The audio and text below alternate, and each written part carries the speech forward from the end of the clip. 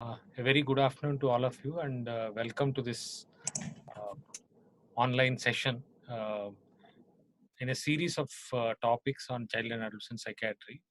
The first topic uh, and the topic for today is case formulation in child and adolescent psychiatry. So we'll go through like as part of this topic, I'll be briefly covering about case formulation in the clinical settings. This presentation will not include case formulations that are done for psychotherapeutic interventions, uh, whatever be the method of or school of psychotherapeutic intervention, whether it's a psychodynamic psychotherapy or a cognitive behavior psychotherapy. So we are not getting into the psychotherapeutic case formulations. We will restrict ourselves to clinical case formulations in child and adolescent psychiatry.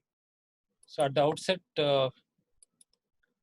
I would like to greet all of you on behalf of our Department of Child and Adolescent Psychiatry at NIMHANS. And you can see the photographs on this slide. On the left side is our Child Psychiatry Center, an inpatient facility with dedicated 40 beds for children. And on the right side, you see an Adolescent Psychiatry Center, which is recently come into existence with about 24 inpatient beds for the adolescent age. So first and foremost, let us understand as to what is clinical case formulation. Various definitions have been given over a period of time about this concept of case formulation. As you can see on the slide, uh, it is basically linking up the information or data what we get from the patients as well as families, and to form a coherent pattern out of the data what we link up.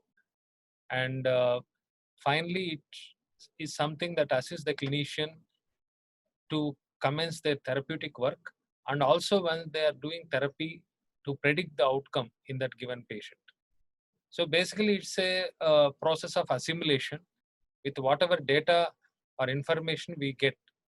In the case of children, actually, this data usually is obtained from the child himself or herself, and also the parents, both the parents, and even the other important sources of information, the teachers, could be school teachers or tuition teachers. So the multiple sources of information is something very important, and this information is, as you all know, when we do a clinical evaluation, we have a specific format for detailed clinical evaluation, right from the basic socio-demographic details, from the presenting complaints and family history. So there is a specific format in which we collect the data and information.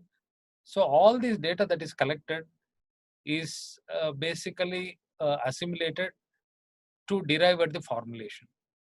And as you can see on the slide, this is also we can say it's a hypothesis. The case formulation is a hypothesis, uh, because here the clinician is using the information to understand why these difficulties have arisen in that particular child, and what can be done about it, and also what is going to happen to this child, like what kind of treatment needs to be provided and what is going to happen to the child, that is a patient in this case.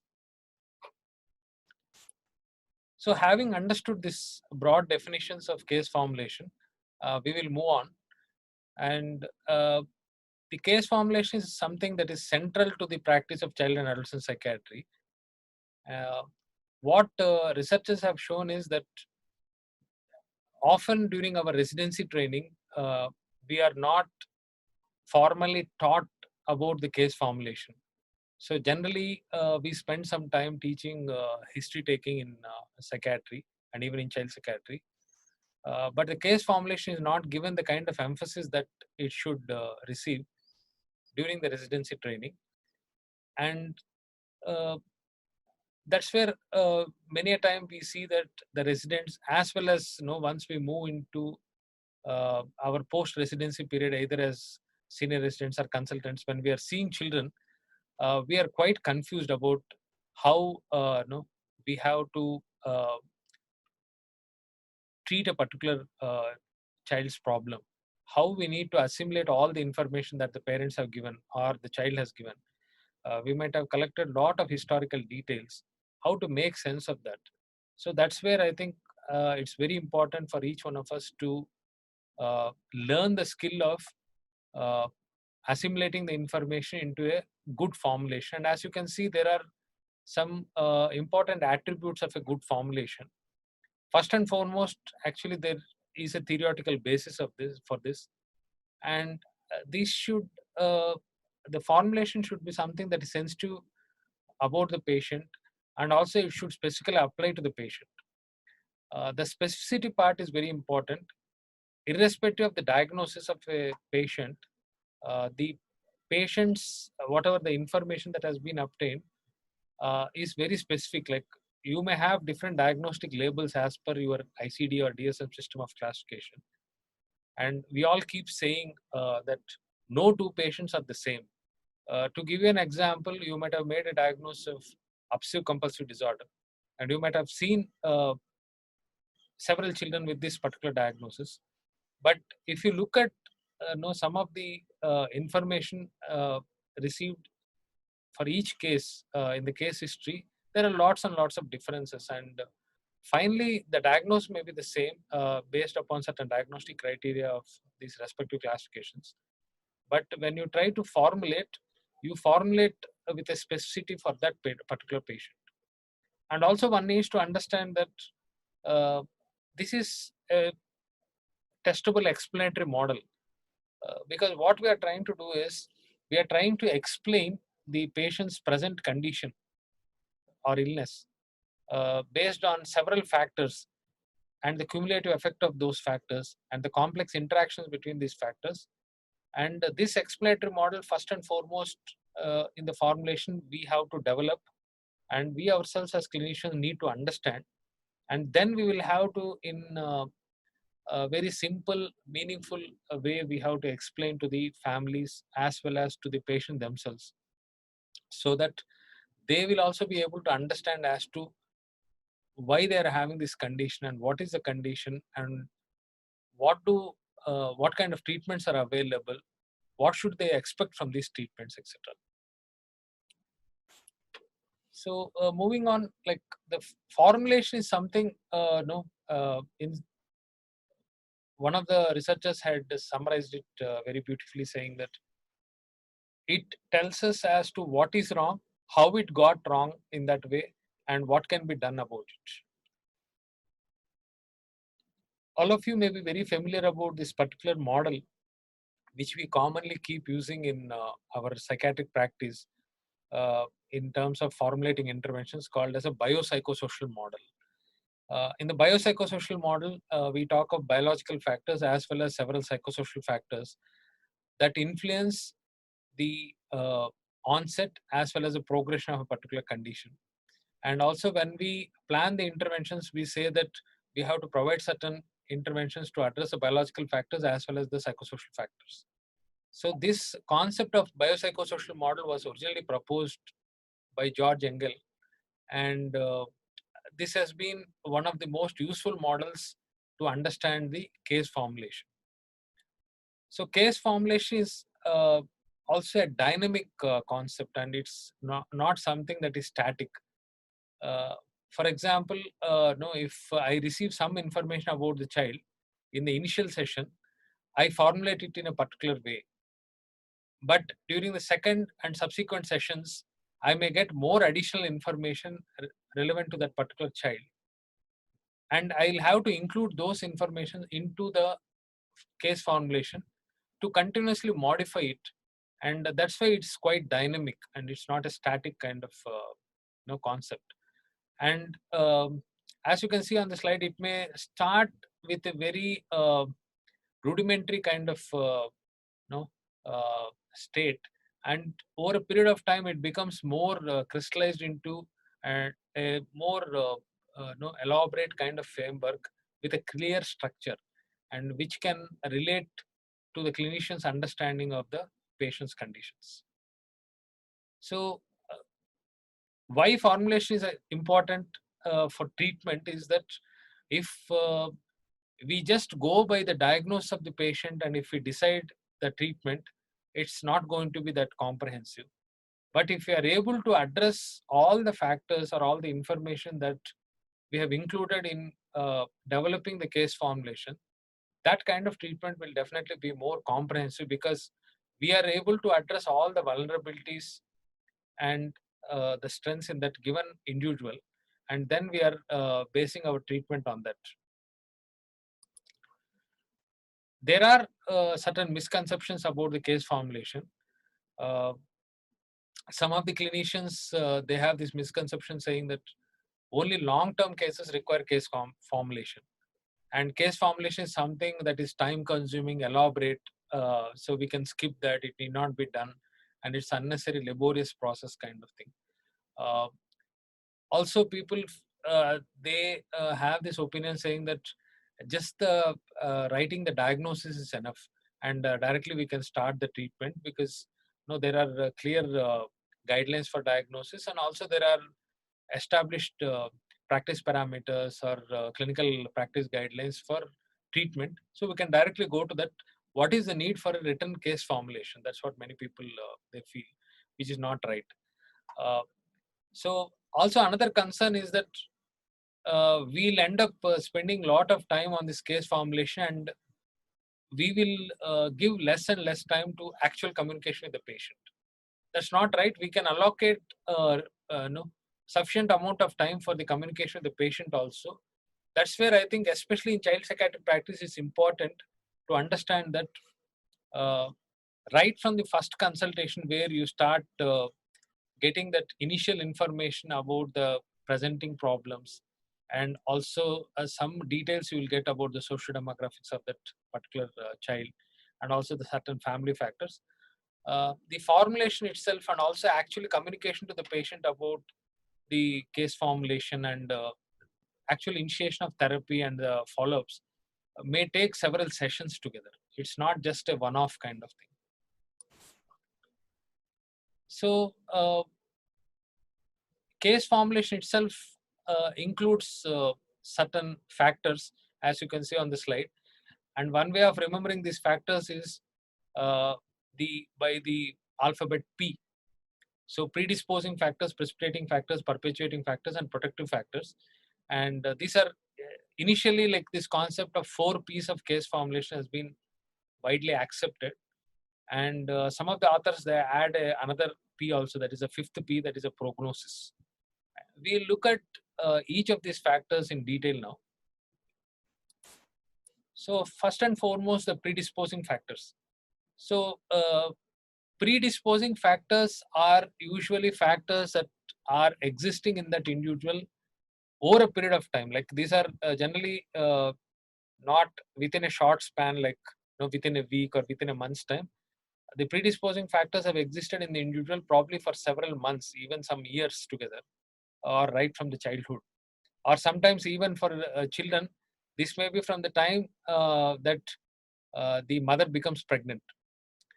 So the predisposing factors definitely will include the areas of vulnerability that increase the risk for the presenting problem. So when we say that some person is predisposed to a particular condition, that means that he has some kind of vulnerability that has existed for a long time. And here you can see that family history is one of the factors, or certain genetic risk that is there for a given underlying condition. The past medical and psychiatric history, presence of chronic stressors, and also antenatal, perinatal, and postnatal factors, influence of our role of caregivers in child's early years. These are all kind of predisposing factors for a given child. And you can see that I have given certain examples. The list can be long, but in this presentation, I have just included these examples to give you some understanding about this concept of predisposing factors. Say, for example, during the early pregnancy period, if the mother has a problem of malnutrition, so that is going to definitely have an impact on the development of the fetus.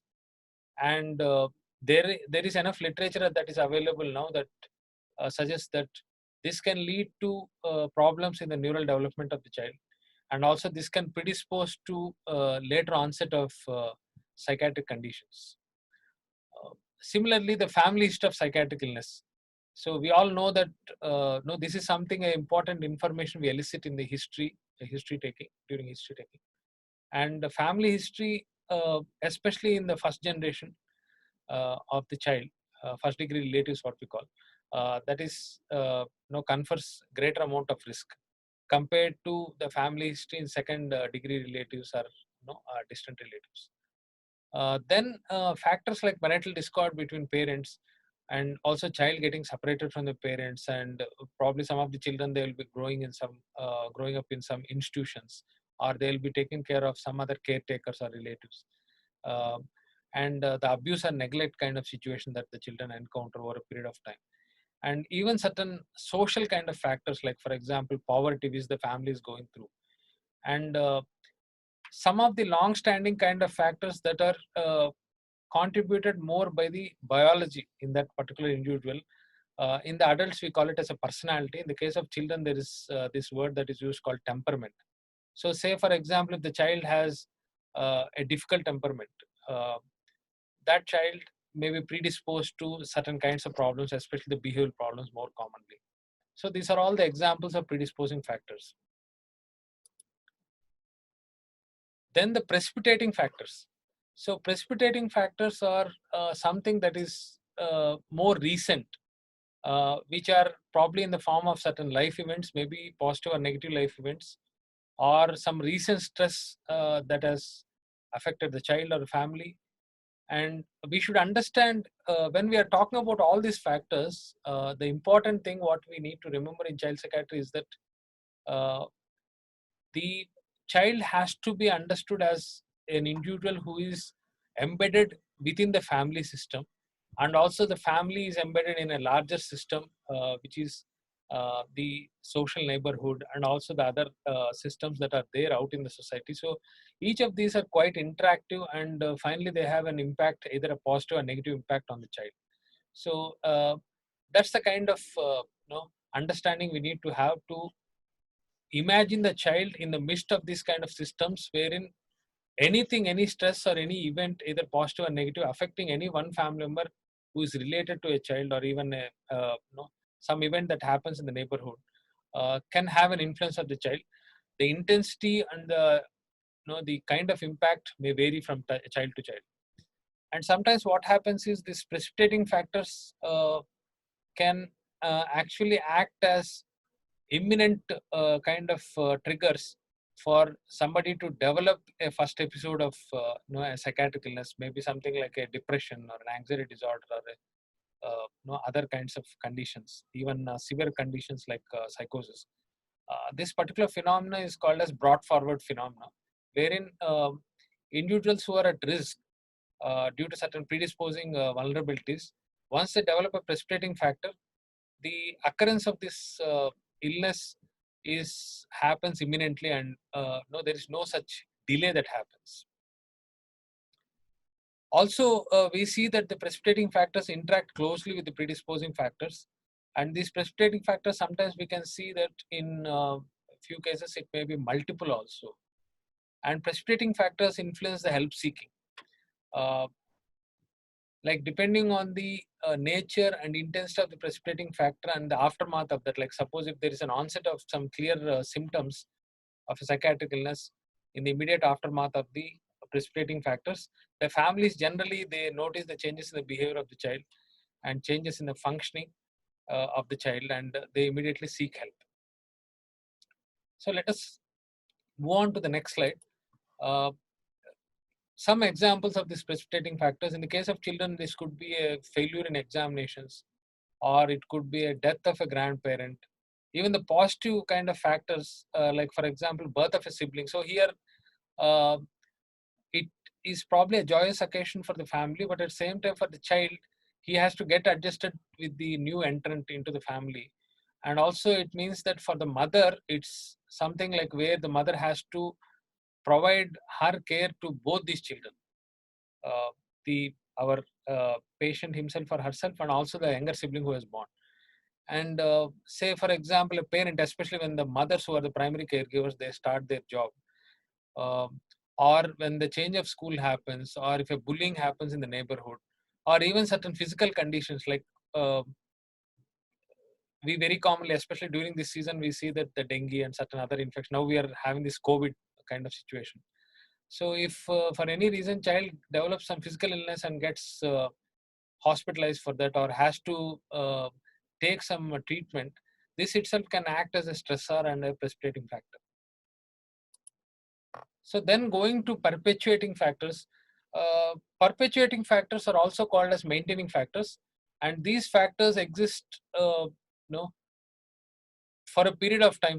Sometimes this can exist for several years, and we will have to definitely address these factors, not just the symptoms in a given individual, because sometimes these factors may result in delayed help seeking, or a child who is otherwise having a diagnosis which is no very much treatable with the pharmacotherapy and psychotherapeutic interventions may develop a treatment refractory situation, because the underlying maintaining factors, that is within the patient himself or herself, or the family or the community or larger system, they continue to maintain these symptoms rather than ameliorate the symptoms. So one of the examples is the marital conflict between parents, and the child may be having certain undiagnosed problems which are there pre-existent, like for example developmental conditions in child. To give you a clear example, you might have diagnosed the child with a mood disorder, an anxiety disorder, but you might have missed the presence of a developmental condition like ADHD or autism spectrum disorder, or a mild or moderate intellectual disability.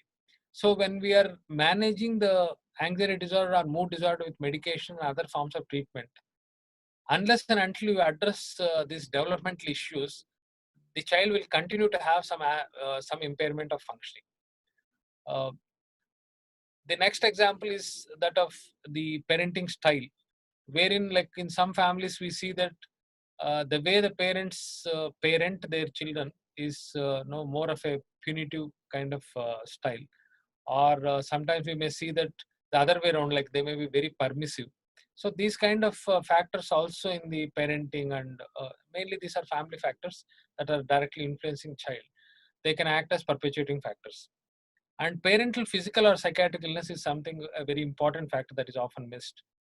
And also we know that especially in the general hospital, those of you who are primarily working in the general hospital psychiatry units, you may be coming across a lot of children with physical health problems, especially some of the chronic physical illnesses, and in that context development of psychological problems, and even the psychological problems may go to the extent of a known psychiatric diagnosis. That's where I think this background of this chronic physical illness may act as either a predisposing, and even sometimes if they continue, they can act as a perpetuating factor also. So the next important thing what we need to understand is what we call as a protective factors. So protective factors are something like where, say for example, we come across some children irrespective of the diagnosis, and this is something we'll have to look for in every child, and we need to elicit the information.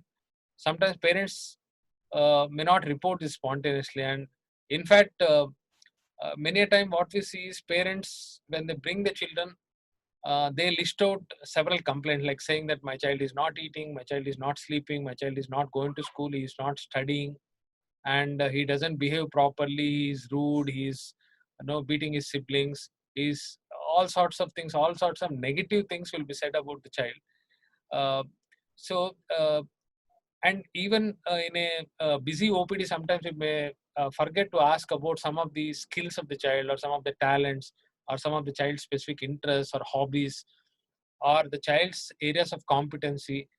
Sometimes the children may be very good at certain things, and they may be very skilled.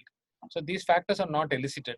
Or even some of the important aspects of their temperament, like for example, some children, they are very well adjusted with others, and in different circumstances they get easily adjusted, and they have what we call as a very easy temperament, and generally their mood is very stable, and they are not going to react impulsively to any situation. These are certain positive things, and that needs to be noted down. These definitely are protective factors for that individual. And also it is very important to work on these factors, to enhance these factors in every child, to arrive at a better outcome. So this is one of the things that we can actually work on to improve the outcomes in a given child. So I have listed some of the examples here. Uh, Temperament I already mentioned. Uh, One factor that has been shown in lot of research studies, uh, even some of the recent research studies with lot of biological kind of underpinnings also, is that the attachment patterns with the primary caregiver. Like suppose a newborn, from that age onwards, like a newborn child, as they go through their infancy, toddlerhood, and all. So as they receive a lot of emotional support, warmth, and lot of caring by the primary caregiver, and if they develop good attachment with the primary caregiver, this is said to be one a protective factor for the child. Also, having stable family relationships, good academic achievement, good interpersonal adjustment with the peers and teachers, and also you might be familiar with this particular construct of life skills. So this is something we keep training most of the older children and adolescents in the school settings as a mental health promotion or prevention kind of strategy. So having good among these life skills, having good coping skills, decision making, problem solving skills, etc., these are definitely examples of protective factors in children. So we will spend a couple of minutes on this table, which is basically on, you can see that on the left side there is a, all these factors are mentioned one below the other: predisposing, precipitating, perpetuating, and protective factors. And then we have on the right side columns, we have biopsychosocial kind of approach, like that is biological, psychological, and social. And under each of these things, you have the specific things mentioned. Like for example, biologic, we have genetic, medical, developmental, certain toxicities or temperamental factors. And similarly, in the psychological, we have cognitive style, and their intrapsychic conflicts or defense mechanisms, or how they attribute their symptoms and what is their self-image. And then in the terms of social, uh, more immediate kind of relationships, that is with the family, peers, etc. Then the larger social environment, culture, ethnicity, etc. So this particular table I have taken from one of the articles which I have given in the reference slide in the end. This at the Clinics of North America Journal, and it's a very good article on case formulation. So you can go through that. So you can just look at the reference slide. That article is available in the Google. You can just get a full text of this article and go through this article. So this particular table or this particular template, I can say, is, or a grid, is something we have to practice for a given child. Once we get the information, then you will have to put this as a table, like 3 factors on the top, like biological, psychological, social, and 4 factors, below that, like, or to the left. And a grid can be developed, 4 into 3 kind of grid, where you note down all these things for each child. So you are very clear about predisposing biological factors in the child, predisposing psychological factors, similarly predisposing social factors, then precipitating factors at all levels: biological, psychological, and social. Similarly, maintaining or perpetuating factors in biological, psychological, social, and protective factors. So I think for a thorough understanding, no, learning this particular plotting or mapping of these factors is very important, and understanding the role of each of these factors. And you can see that these factors, uh, sometimes it may be loaded too much on the precipitating factors in a given child. In a given child, actually, it may be the other way around. Like precipitating factors may not be that much, but the child may have a lot of predisposing kind of vulnerabilities and also some maintaining factors. So anyway, it may go, and it's very important to have this particular template in mind. And um, the best thing to do is for you, whenever you obtain information from any child or caregiver, to elicit all this information related to these factors, and probably plot this table before you write the formulation. That's a good practice to follow. And finally, I want to give this format of case formulation.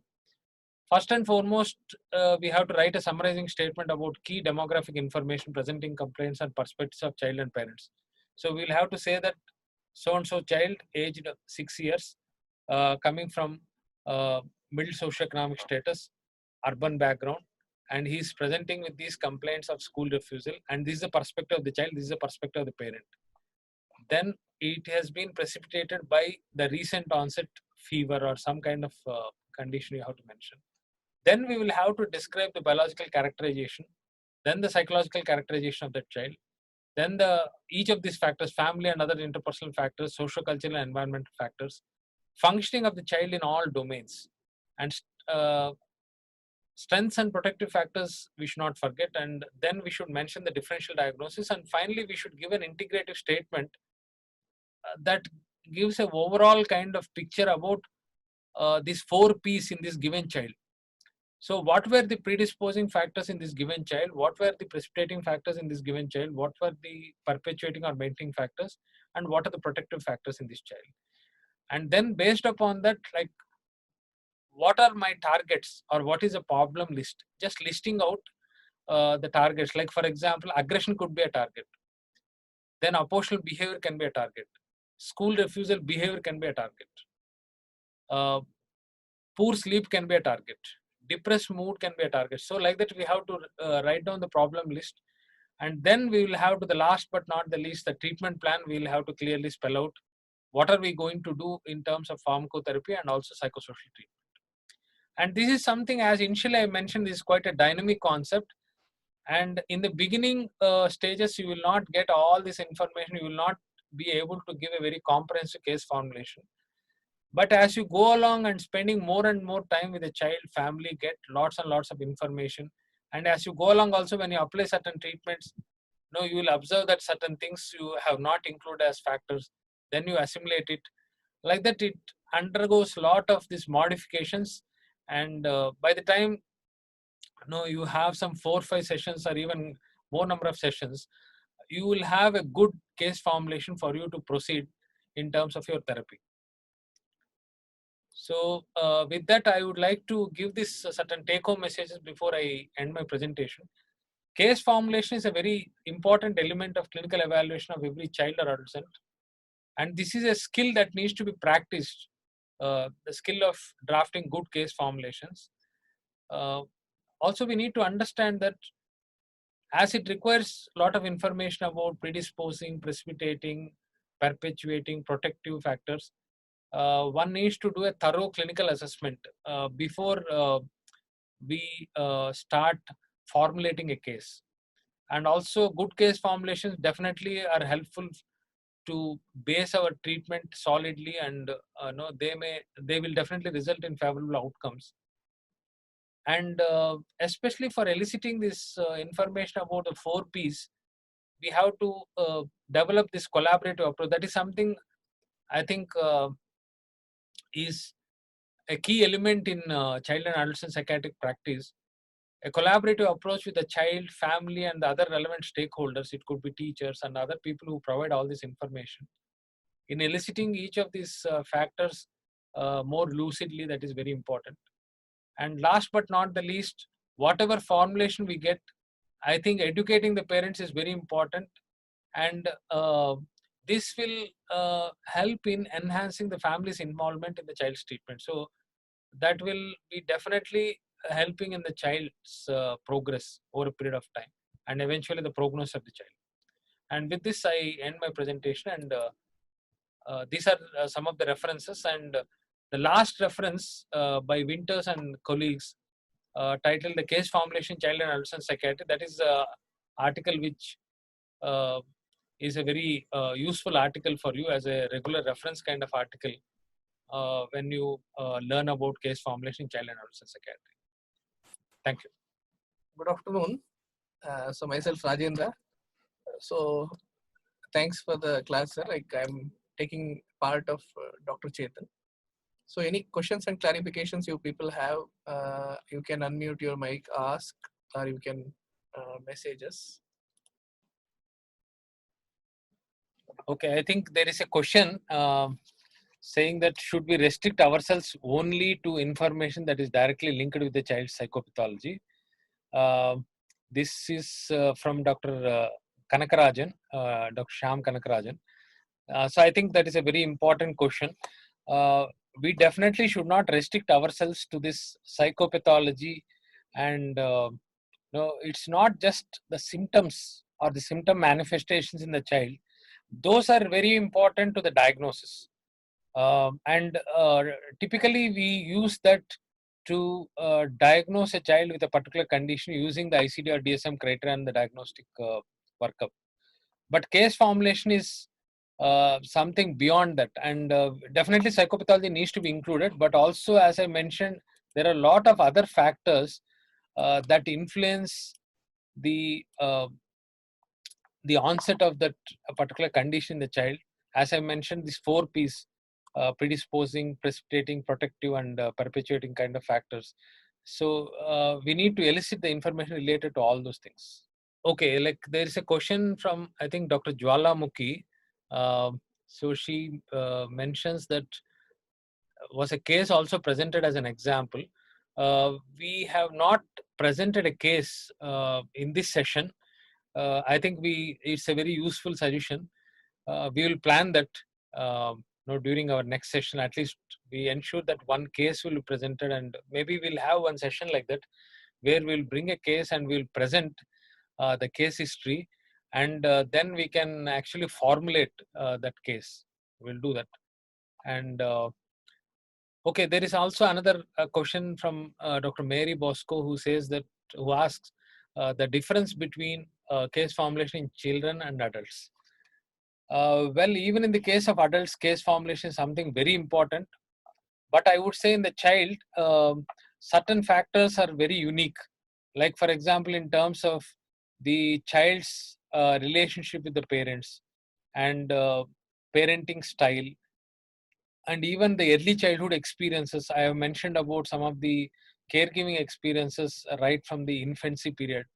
And also, even this goes back to the pregnancy time, wherein certain biological factors, like certain antenatal factors, say the mother had some malnutrition, or she had some things like, say, hypertension or gestational diabetes, or mother herself had some viral infection. So all these things are known to have an impact on the child development. So that is one difference. The other one, of course, in child, typically this information also, it requires much more time to elicit, and that you may be familiar with that. Like, even the history taking in child and adolescent psychiatry requires more time, and typically multiple informants will be involved, and the child initially may be non-cooperative for this or uncooperative for this particular exercise, and we will have to, especially in smaller children, we will have to observe their behaviors over several sessions.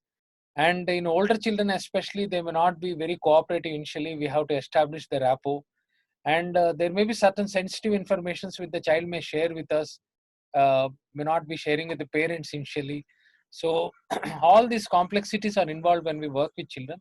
And I think no when we elicit the information, when we take the history, we have to spend that amount of time before we come to a case formulation stage in the case of children. Okay, how to formulate if the child has multiple diagnoses? This is a question that has been asked by Dr. Krishnavasan. Um, Typically, children and adolescents have multiple diagnoses. So, it's especially in the clinical settings, what we see is the multiple diagnosis is very common, and even for those diagnoses, we can, like, definitely the underlying factors, whatever are there, we can elicit all those factors and we can formulate. So there is no limitation that just one diagnosis we can do case formulation, the other diagnosis we can't do. Irrespective of the number of diagnosis and the type of diagnosis, we need to elicit all these factors what I mentioned in the lecture, like predisposing and the other factors, to arrive at the case formulation. Is it possible to share the usual practical procedure that you follow during the case formulation? Yes, as I have mentioned, like this question is from Dr. Janaki Thomas. We will be planning one case presentation. We will take on sample case history, and we will provide you all the details. And then we will provide the case formulation for that. We will do that exercise online so that you will get an idea of this case formulation, how it is actually done practically. Now you might have got some exposure of this case formulation as a theoretical background. Okay, how successful our case formulation and diagnose will be if we couldn't elicit predisposing factors? A question by Dr. Surya. Um, well, like it will definitely be a gap, information gap with regards to non-elicitation of these predisposing factors, because all these factors put together will strengthen the case formulation. And sometimes we see that the historical information itself may be inadequate, like because that relevant informant may not be able to give that kind of information. So all these limitations will definitely be there. So in those cases, actually case formulation, there will be some lacuna in that. But as I would like to add one point here, we should always, once we develop the skill of eliciting history and formulating the kind of drafting the case formulations, we should practice more and more, and we should ensure that we have at least a checklist of the common predisposing or precipitating factors, and keep asking to the parents and routine check kind of thing, so that we are not missing anything. What are the main difficulties that come across while case formulation? How can they be managed? Okay. Well, the difficulties, I would say more than difficulties, these are certain challenges. As I mentioned, like in some children, we will not get adequate information in the history itself. Then there will be huge gaps in the history, and it will be difficult for us to formulate the case. And sometimes what happens is time is a very important factor, as I mentioned. So if we are given ample time, we can actually, because initially I have mentioned that this is a testable hypothesis. And also I mentioned that this is quite dynamic. As we go along, we improvise this. Sometimes we may not have the luxury of the time. We may see that child once or twice, that's all. So there really we may struggle to develop a good case formulation. How is case summary different from formulation, or both necessary, or a good case formulation would suffice? So case summary is something different from case formulation that you need to understand. Case summary is just summarizing the information that is given. It's not a formulation. So in the formulation, it has a clear structure where you are looking at the predisposing, precipitating, and perpetuating factors along with the protective factors, and also you are including along this biopsychosocial kind of domains, and then you are giving an integrative statement, like saying that how these factors have interacted in that given child and led to the diagnosis. Whereas case summary is just stating, summarizing the facts what you have obtained without going into this kind of structure. Is it appropriate to include attachment theory or psychosocial and cognitive stages of children in drafting a formulation? Yes, it is very much appropriate. Like some of these variables, they fall under the psychosocial or primarily psychological kind of domain, as certain predisposing kind of factors, and we need to include that. Yeah, resistance from patients make a huge difference in case formulation. Could you please share any experiences? I agree with that. So I think that's where before case formulation is a stage that comes after that initial clinical evaluation stage, where you spend a lot of time taking the history and arriving at a diagnosis or arriving at a differential diagnosis. So first and foremost, I think whenever you are working with children and with families, I had highlighted the collaborative approach in my last slide.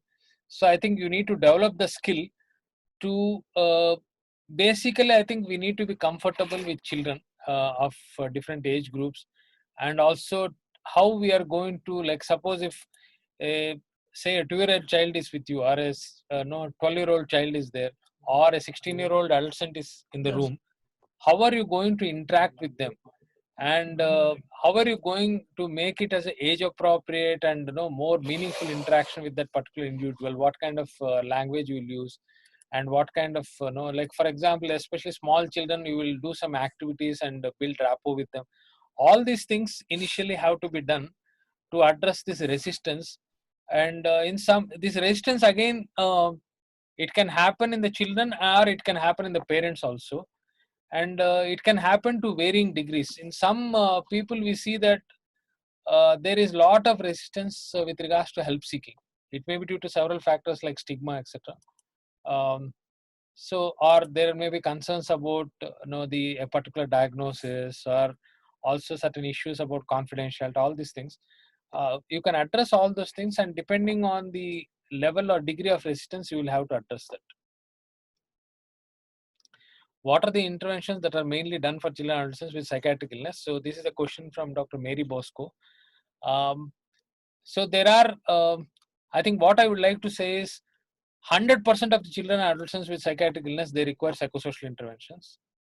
And around 30 to 40% of them require some pharmacotherapeutic interventions. So that means that almost all children whom you see, almost all children and adolescents you see in the clinics, they require some or the other form of psychosocial intervention.